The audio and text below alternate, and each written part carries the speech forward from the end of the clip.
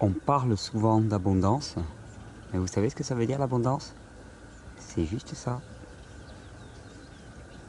Un semis de noyau, il y a 7-8 ans, maximum, à 9 ans. Juste un petit noyau.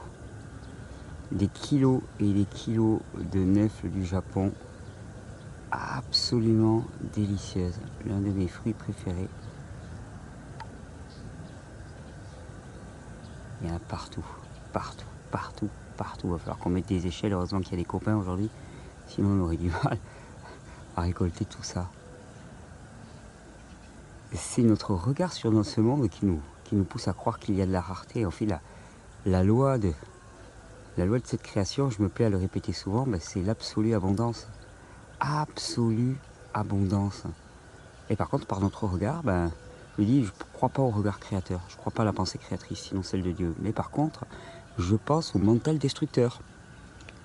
Et clairement, nous détruisons l'abondance qui est autour de nous, l'abondance qui est disponible.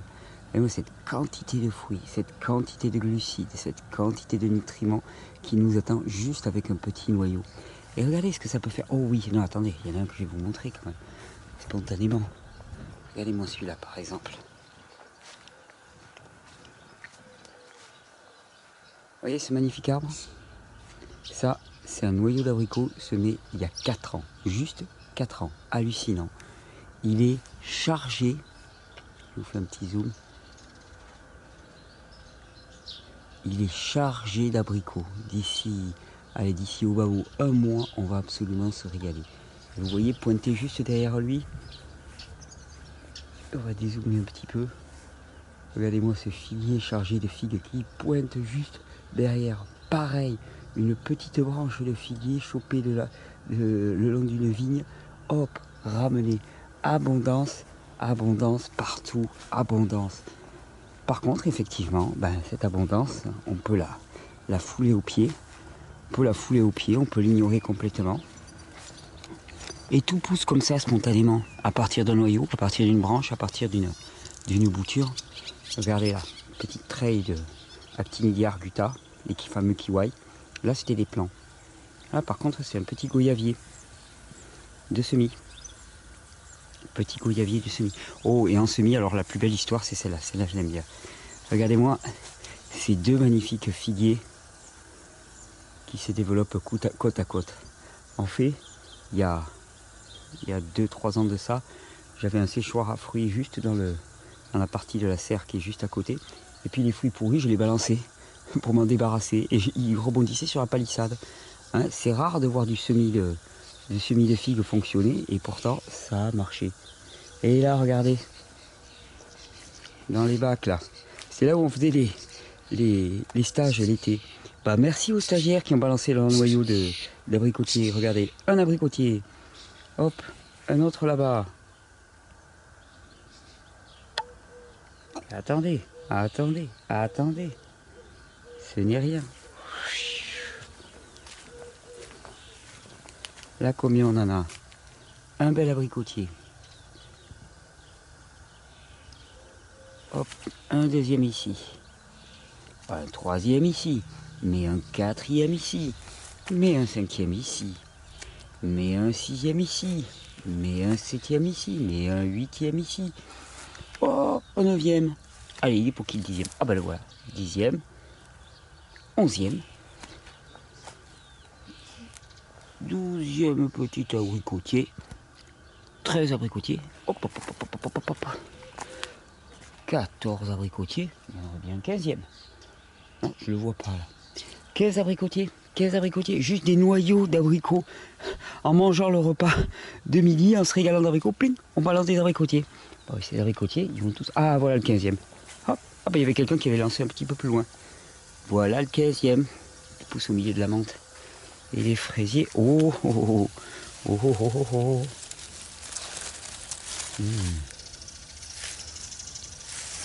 Par ici, les petites hôtes.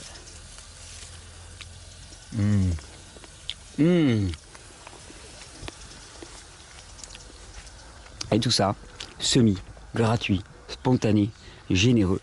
Oh, et puis regardez. Celle-là, je l'aime beaucoup.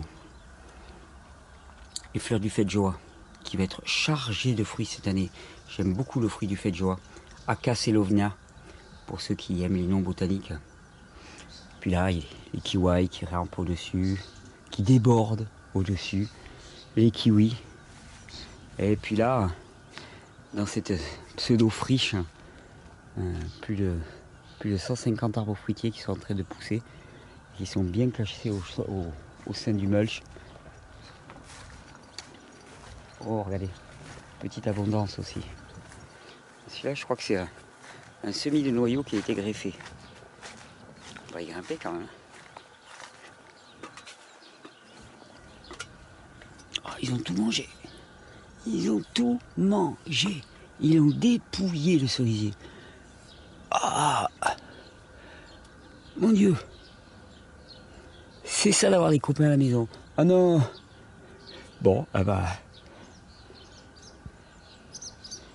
Va falloir se contenter de fraises. J'y crois pas. Regardez, ces champs complètement nus. Il y a du boulot. Hein.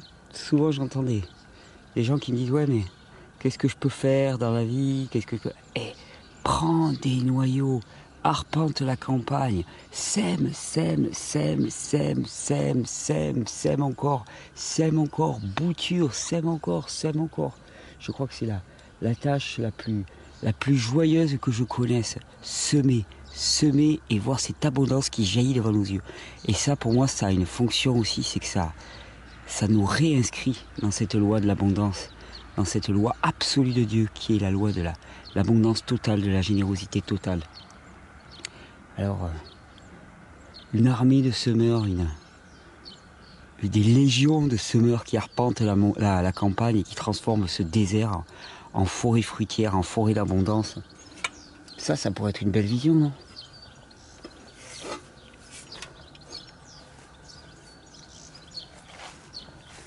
Il y a la roquette qui est en train de monter à fleur pour pouvoir récolter les graines. Et tenez, regardez, quand je vous parlais des Rhiobotria japonica, donc de néfier du Japon, regardez celui-ci, hop là. Pareil, il a combien? Lui, il a, allez, 2-3 ans maximum, 2-3 ans, juste un petit noyau, 2-3 ans maximum. Celui-là, il a 1 an. Il a juste 1 an et il est déjà bien gaillard. Puis regardez, hop, les premières framboises. Et c'est une gageure quand même dans le sud de la France. Avoir des framboises, eh ben celles-là, elles sont belles.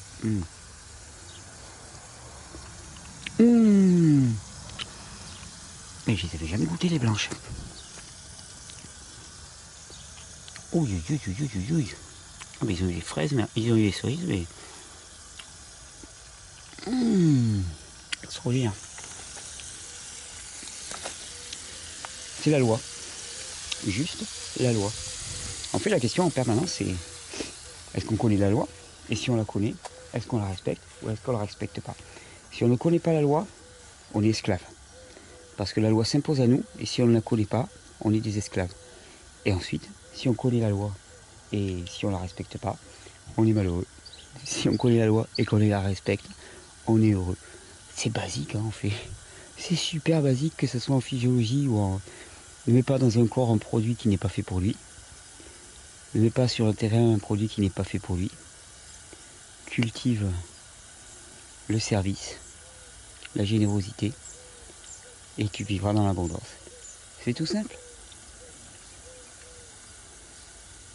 Plante des noyaux et tu verras la beauté de cette création.